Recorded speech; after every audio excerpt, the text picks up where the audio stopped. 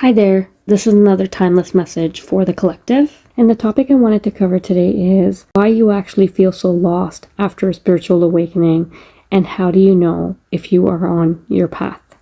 I would like to explain this in David White's words, as I think he explained it best when he said, you know you're on your right path when your path actually disappears and you can't quite see where you're going, and everything you've lent on for your identity is gone.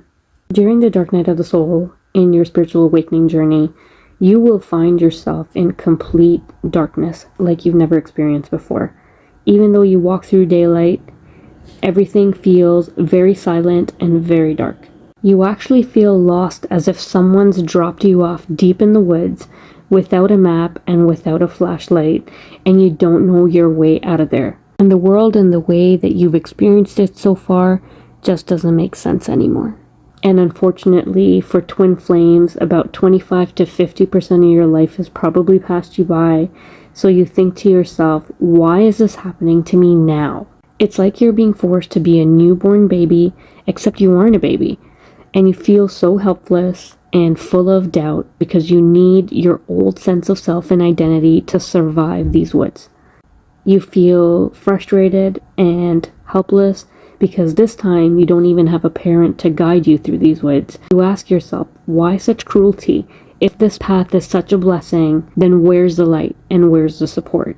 You look around and you realize that you actually don't have a lot of people you can talk to about this, because this path is yours to experience, and those that are closest to you actually start to disappear, or if you speak to them, you know they wouldn't even understand. The truth is that you're being put in the dark for a reason, because you're being asked to navigate this darkness with a new superpower, one that's always existed within you, but you've never exercised it before.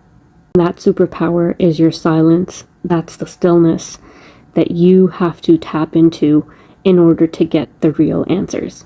And is it actually really true that you are alone on this journey? Or is it that the divine has always been with you, but you just couldn't experience it because this time you're being asked to find your parent, not in the physical, but on the inside?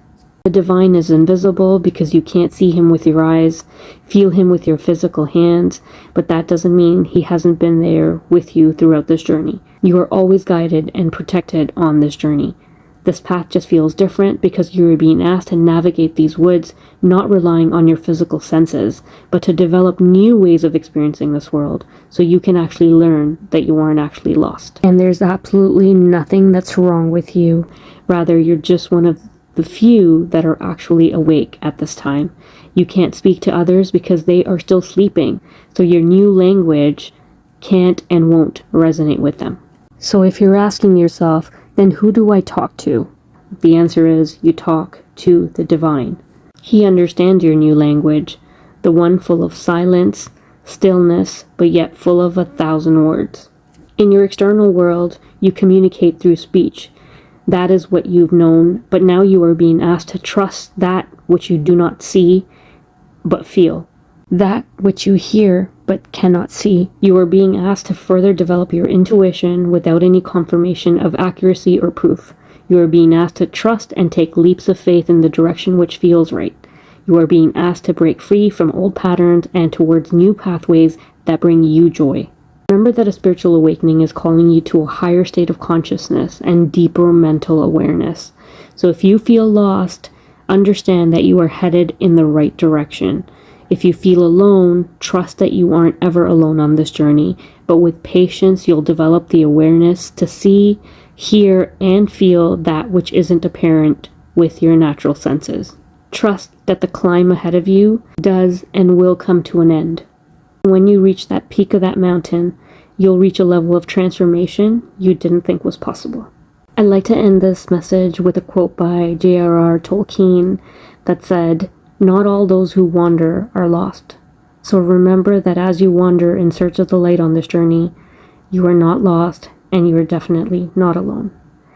Thank you so much for listening. I hope this was helpful. God bless.